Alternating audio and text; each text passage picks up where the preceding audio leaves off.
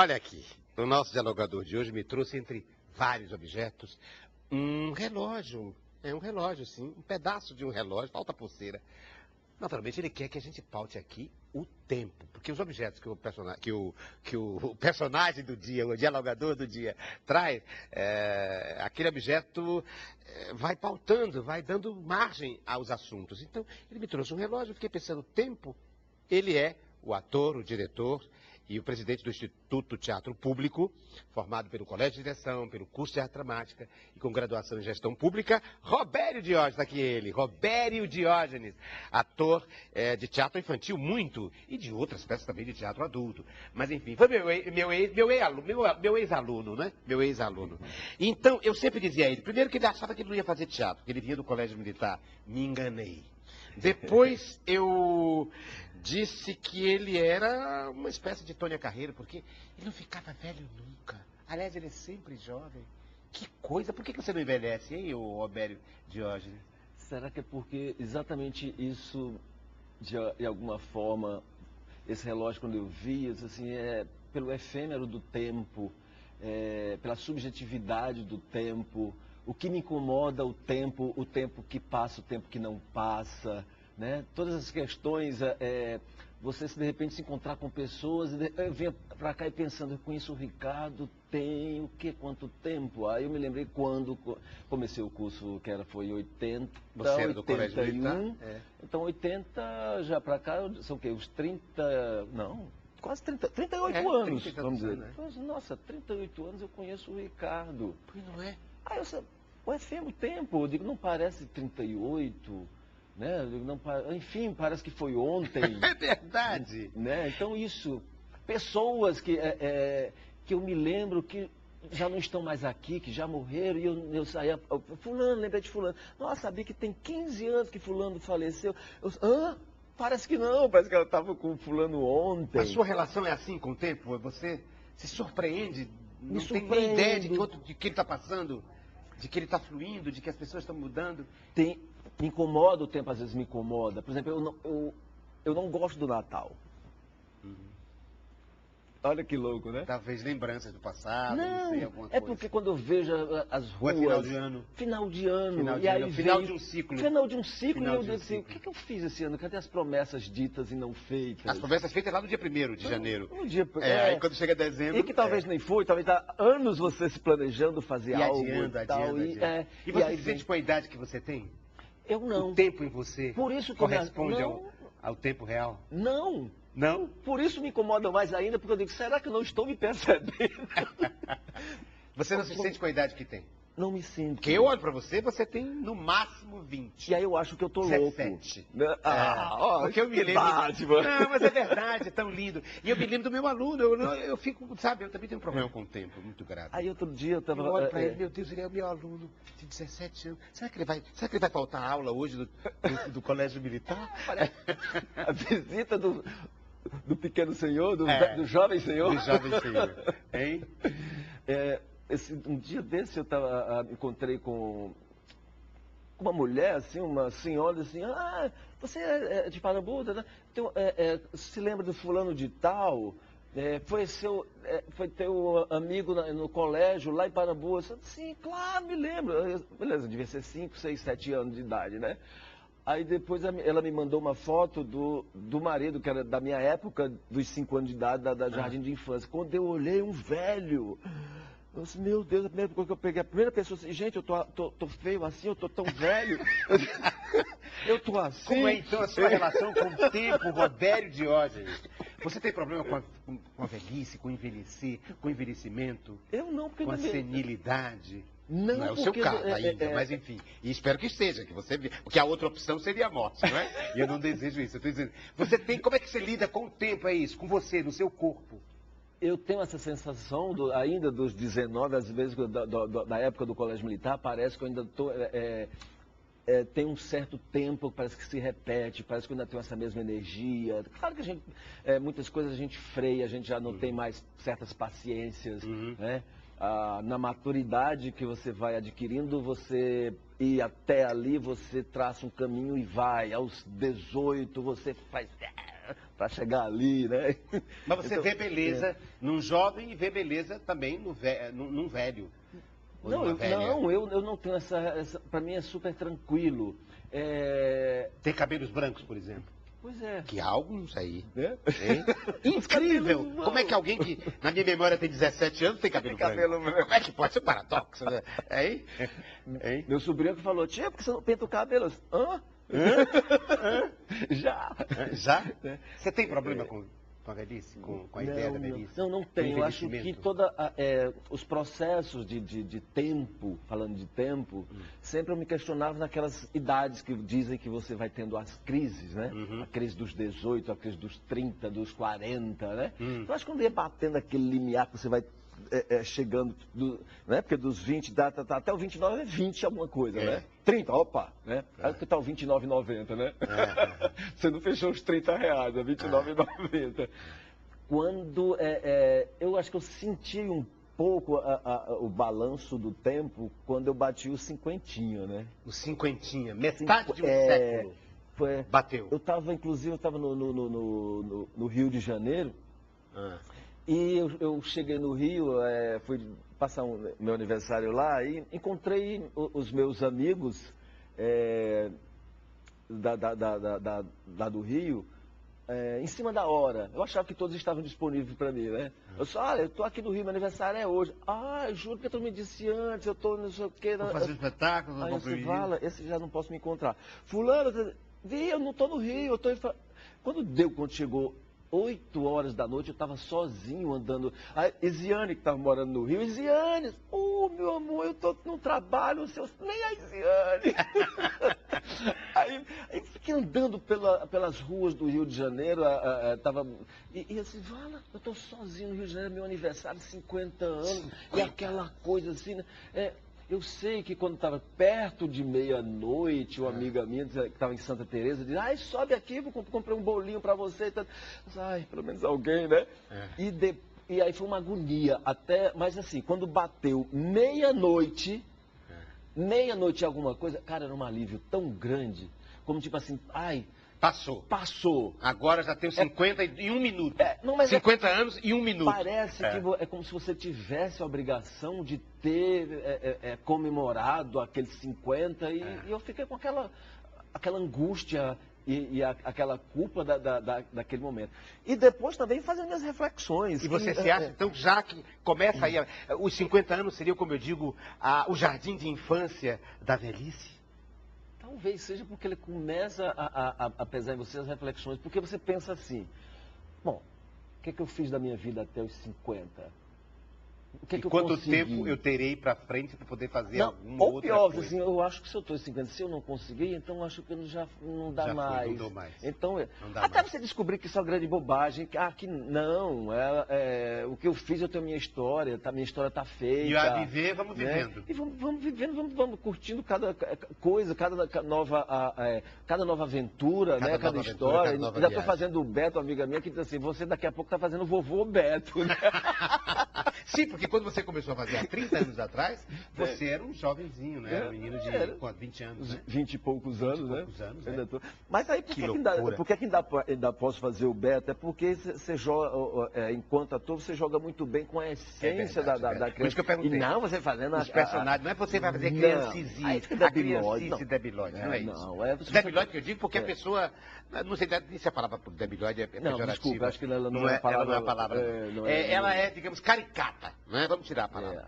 Abestalhado. É uma coisa assim meio caricata, não é uma criança caricata. Isso, mas não, ela tem a jovialidade, ela tem a pureza, o vigor de uma criança, seu personagem. Independentemente de ser velho ou não. Por exemplo, um velho ator como, por exemplo, o Clóvis Matias, não é? Nosso querido Clóvis Matias. Ou você pega uma pessoa como a Dercy Gonçalves, que morreu com 104 anos. Era uma criança, não é? Sim. No jeito de viver, no brilho dos olhos, da maneira, né? E esse é tão lindo, né? Isso é a essência, Isso é a essência do ator. Olha, né? o ator é ele. Tá aqui, me trouxe inclusive a carteira de trabalho dele. Vejam vocês, eu vou mostrar o jeito em que eu conheci. Só que aqui tá com cabelo. Mas antes o cabelo era cortado, o cabelo do Colégio Militar. Robério Diógenes, corta aqui, ou aqui. Olha ele! Robério, É. o que esse menino... Por que você trouxe primeiro? Porque isso significou, isso quando eu fui para o Rio de Janeiro, eu consegui tirar o meu DRT, né, lá no sindicato, e isso significou, teve essa significação de que eu tenho o meu registro profissional, eu sou um ator Você profissional. é um ator profissional. Né, é isso que eu quero fazer da minha vida. Porque quando eu fui... Tá aqui escrito artista, ator. Significou isso, né? Enquanto hoje estão querendo tirar isso do Pois é artista. isso que eu queria pautar, Né? me lembrei agora. É. Vejam vocês, nós lutamos, nossa geração, quer dizer, a minha mais do que a sua, porque eu sou mais velho que você, lutou tanto para ter o reconhecimento, né, profissional, Exato. sindical, a figura do ator, do diretor de teatro. E agora há todo um movimento, aliás, o Brasil está voltando 100 anos, né, 200 anos atrás. Tá Daqui a ótimo. pouco vão querer abolir a Lei Áurea. Daqui a pouco vão querer. Mas o Brasil está tão retrógrado, tão, depois do golpe de 2016, que até você não pode ser mais considerado como um artista, um profissional, não é? Porque já está aí no STF, que antes era a nossa esperança de justiça e agora não é mais, uma lei, uma tentativa de lei para cassar a obrigatoriedade do registro profissional de atores, cantores, etc, etc. É um retrocesso, mais um. Daqui a pouco a bandeira do Brasil, ao invés de dizer ordem e progresso, que já é questionável, vai ter ordem e regresso. Então, o retrocesso é ordem e retrocesso. Bom, você trouxe então isso para provar o ator, quer dizer, o profissional de teatro. Isso está dando para mostrar, mas que é para me justificar, né? E para defender. Embora que é preciso ter carteira. Embora eu nunca trabalhei com ele de forma assim, formal, assinado carteira. Sei. Na verdade, se forma como, na vida como produtor, produtor por necessidade, né? Sim, não é eu sou ator porque eu sou produtor porque gosto de ser produtor. É um produtor por necessidade, porque precisa produzir as suas coisas. Né? Porque você precisa estar vivo. Você, como artista, não pode estar em casa esperando que te liguem para fazer um trabalho. Você tem que ser o produtor de você tem que correr atrás, né? Robério Diógenes Teixeira Pessoa. Ele me trouxe a carteira de identidade dele. Não, estava dentro, por acaso. Olha, no Parambu, exatamente, Parambu. E aqui eu tenho o aniversário deles. Será que eu cubro? Não. Não precisa, pode ter problema dele, não? Não, tem não. Eu não tenho problema, não. Não tem problema, não? Não tenho problema. Problema com isso, não? Não? Então eu vou dizer, ele é o dia 18 de julho. 18 de julho de 1963. Ah, que lindo. Te diz alguma coisa, 63? 63, um ano antes do golpe militar. Exato. De 64. E tem uma coisa interessante falando sobre isso, Ricardo. Quando eu estudava no colégio militar, então eu entrei no colégio militar com 12 anos, né? Quando eu fiz o CAD, acho que eu estava com 18. Eu estudei o quê? Saí em 80 do colégio militar. Então eu era um menino, né? Eu era uma criança. E aí toda sexta-feira, todo dia 31 de março, tinha uma formatura no pátio do colégio militar, de aniversário da Revolução.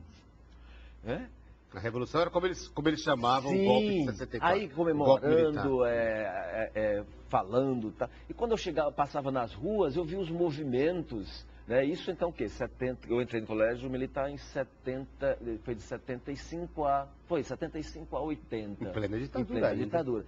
Quando eu saía na rua, eu via os movimentos, falando mal do 31. E eu, na minha cabeça de criança, era uma dualidade. Estou lá toda fardinha, comemorando, estou na rua, estou dizendo que isso é ruim. Aí eu cheguei para um professor meu de história, né?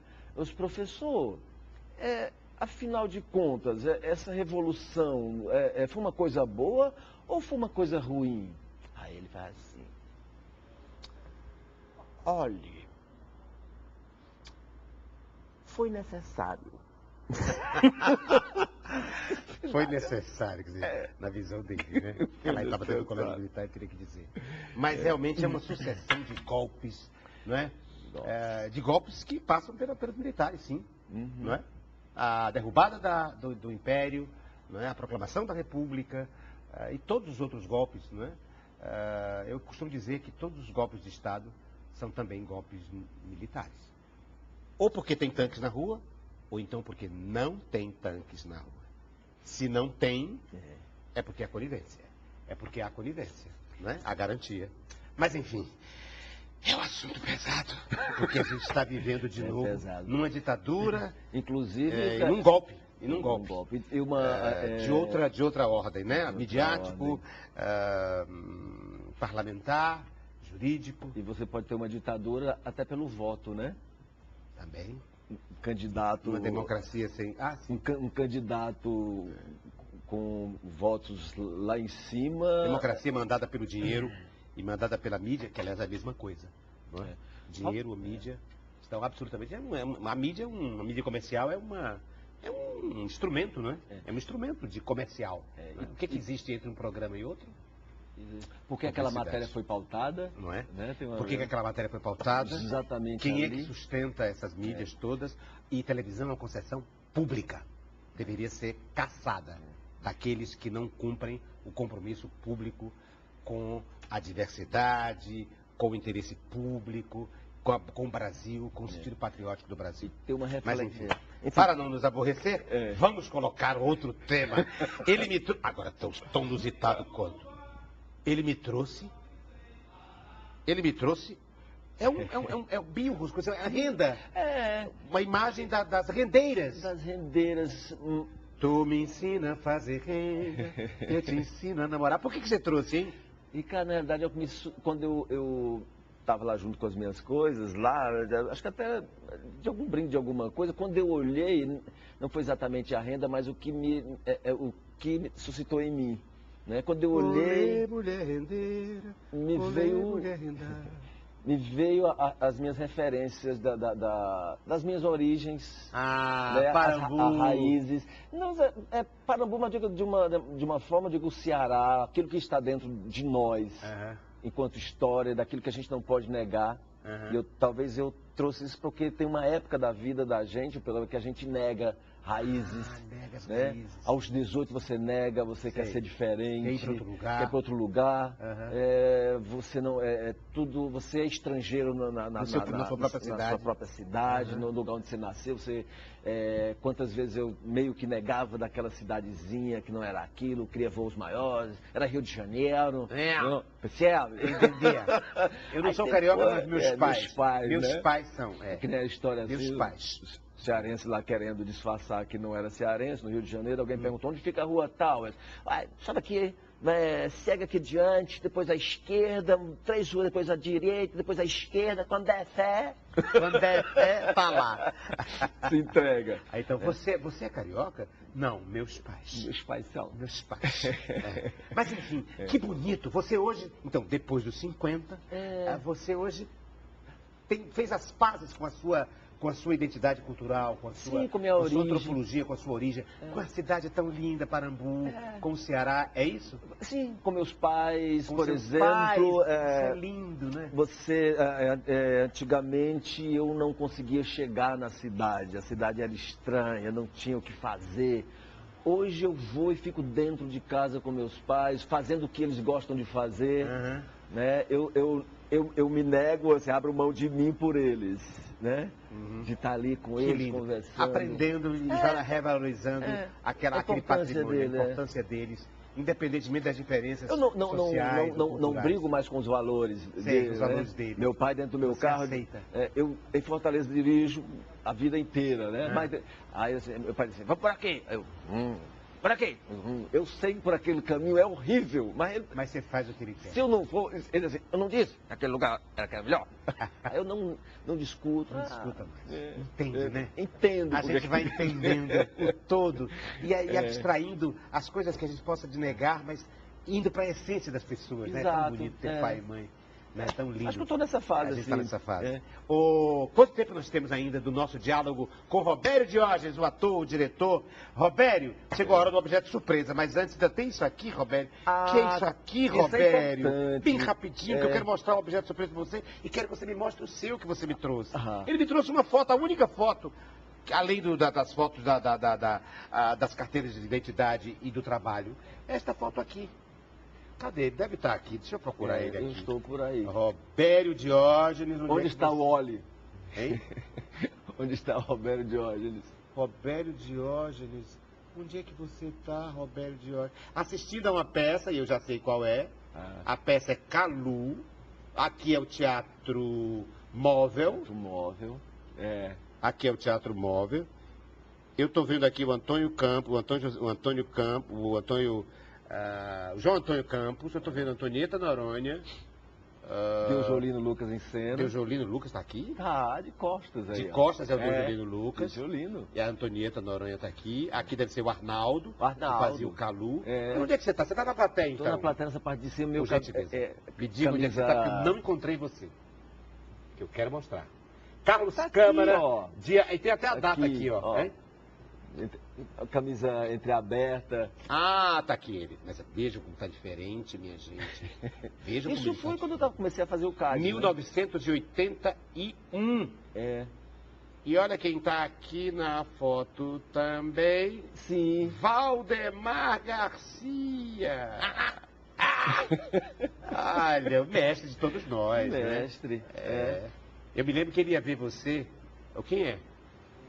Ivani Gomes está aqui. Ah, é verdade, está aqui Ivani Gomes, assistindo a peça. Mas você sabe por que eu pedi essa foto? Eu vi essa foto no Facebook do Deusjolino e me emocionei. Por quê? Me emocionei porque foi a primeira peça de teatro que eu vi na minha vida. Assim, o que eu tinha de referência do teatro, para mim, era, morando numa cidadezinha do interior, era o circo. Né? Então o circo era a minha referência. Né? Então essa foi a primeira peça que eu vi e me marcou muito. Teatro Móvel, da Comédia Cearense, centenário de nascimento do Carlos Câmara, 26 de maio de 1981, em cena Deusjolino Lucas fazendo o personagem Chico, Arnaldo Matos fazendo o Calu e Antonieta Noronha fazendo a Marcionília. É um arquivo, é uma foto. E também me emocionou por eu estar nessa foto, nessa primeira peça que eu vi. Eu não sabia nem que tinha esse registro. E pelo Valdemar Garcia, a história. Tem a história que você conta, ele vendo...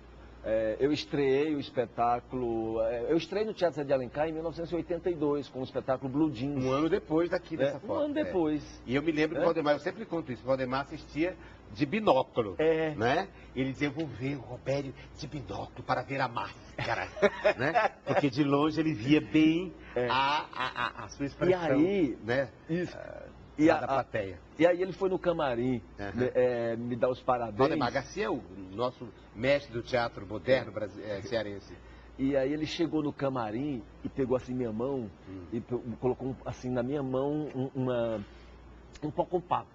Ah, sei. Né? Ele fazia muito isso. Das pessoas que ele valorizava. É para te dar sorte. Para te dar sorte. Aí eu guardei. Ele é do Crato, né? Ele foi do Crato. Né? Ele é uma figura do Crato, apesar de ter morrido em 85. E eu guardei aquilo como um amuleto, né? Muito bem. Ele me disse que era para dar sorte, então